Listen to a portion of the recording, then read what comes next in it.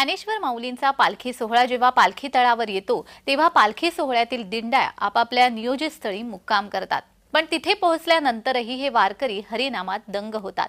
मुक्काम स्थळावर रंगणारा फुगड्या भजनाचा आनंद अवर्णनीय असतो। चला तर मग आपणही आनंद घेऊयात।